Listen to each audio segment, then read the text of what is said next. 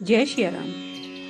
सभी देवी देवताओं को अत्यंत आश्चर्यचकित जानकर महादेव ने सब देवताओं को समझाया कि आश्चर्य को भूल जाओ, धीरज धर कर अपने अपने मन में विचार करो। यह तो श्री सीता जी और रामचंद्र जी का विवाह है। जगत में जिनका नाम लेते ही सब अमंगलों की जड़ नष्ट हो जाती है और चारों पदार्थ हथेली पर आ जाती हैं। शिव जी कहते हैं कि वह श्री रामचंद्र जी और सीता जी ही हैं। इस प्रकार शिव जी ने देवताओं को समझाया, फिर आपने नंदीश्वर को आगे चलाया।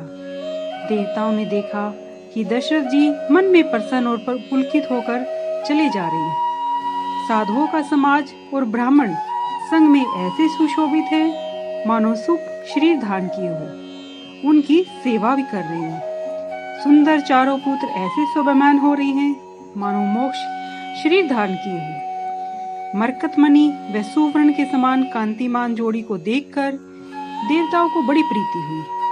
फिर रामचंद्र जी को देखकर हृदय में बहुत ही प्रसन्नता हुई और राजा की बड़ाई करके उन पे फूल बरसाने लगे। श्री रामचंद्र जी का सुंदर रूप नख से शिखा तक बारंबार देखकर पार्वती सहित शिव जी पुलकित शरीर होकर नेत्रों में जल भर लाए।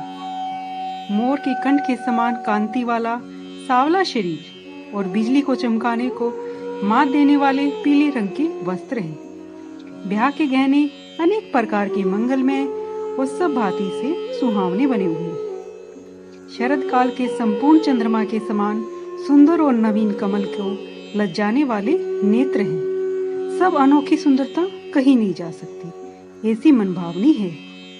मनोहर भाई साथ में शोभामयान चंचल घोड़ों को नचाते हुए जा रहे हैं। राजकुमार उत्तर घोड़ों को नचा रहे हैं और वंश की बड़ाई करने वाले भाट लोग वीरदावली सुना रहे हैं। जिस घोड़े पर रामचंद्र जी विराजमान है, उसकी चाल को देखकर क्रूर जी भी लज्जा गए। वह सब प्रकार से सुंदर है जो कहा नहीं जा सकता। मानो घोड़े का वेश बनाए हुए कामदेव ही है। मानो रामचंद्र जी के लिए घोड़े का वेश बनाकर कामदेव अत्यंत शोभित है।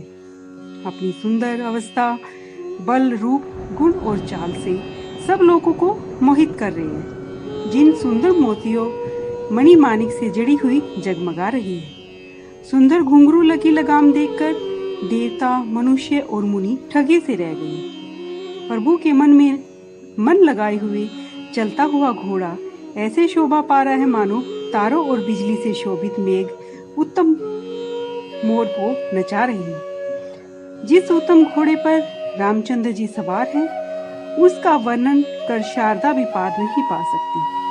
शिव जी रामचंद्र जी के रूप से ऐसे मोहित हुए कि उन्हें अपनी 15 आंखें भी बहुत ही प्यारी लगने लगी।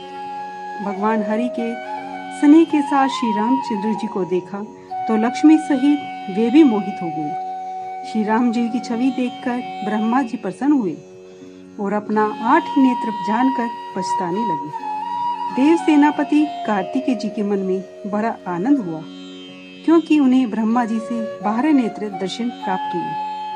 1000 नेत्रों के दर्शन करके चतुर इंद्र ने गौतम के शाप को भी बहुत ही अच्छा माना। सब देवता इंद्र से ईर्ष्या करने लगे कि आज इंद्र के बराबर सुखी कोई नहीं है। देवगण राम जी को देखकर बहुत प्रसन्न है। राजाओं के समाज में बड़ा आनंद छा गया।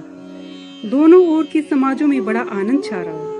नगाड़े बज रहे हैं। देवता खुश हो रघुवंश मणि रामचंद्र जी की जय बोलकर फूल बरसा रहे हैं। इस भांति बारात आती जानकर बहुत से बाजी बजने लगी और रानी सुहासिनी स्त्रियों को बुलाकर परीक्षण के लिए मंगल वस्तु सजाने लगी। अनेक प्रकार की आरती और सब प्रकार की मंगल वस्तुएं संभाल कर गजगामिनी सुंदर स्त्रियां प्रसन्न हो परीक्षण करने चली। सब स्त्रियां चंद्रमुखी और मृगनयनी हैं और अपनी शरीर की शोभा से रति के गर्व को छुड़ाने वाली हैं। रंग बिरंगे सुंदर वस्त्र पहने उनके शरीर में सब आभूषण सजे हुए हैं। सब अंगों को मंगल में बनाए हुए ऐसा मधुर गान गा रही हैं जिन्हें सुनकर कोयल भी लज्जित हो गई।